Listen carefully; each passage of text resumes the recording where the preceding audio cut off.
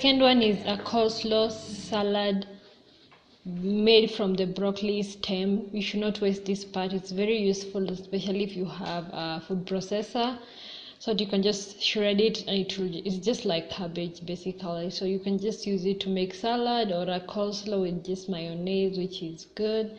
If you don't have a food processor, you can do this using those gadgets, those small portable gadgets that you can use to shred like carrots. You can also use it to shred this broccoli stem. Late in the night when I'm doing this voiceover, so just put it through the whole of the food processor, whatever you're using to get shreds. And yeah, food processor is quite good, and this is a cheap one. It's a very cheap one and it works. When you are done, this is how it's going to look like up close. It kind of looks like cabbage. It even tastes kind of like cabbage. It doesn't taste like broccoli. It tastes different, like cabbage style. Put it in a bowl.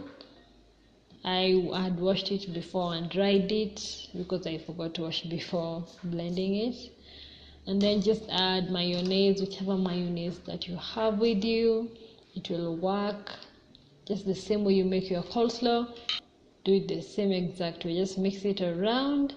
Now put it in the fridge. Then you can use it for any of your meals as a side. It's not a main meal, it's a side dish.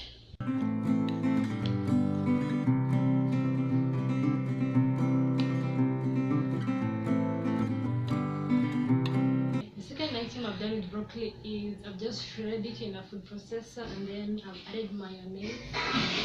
This is basically the stem, so you don't have to throw any part, and then you use it to make a coleslaw. Instead of using cabbage, you can use broccoli stem, or you can also mix this with the cabbage.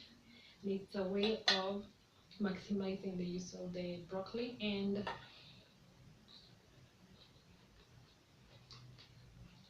just good. Just like any other coleslaw, and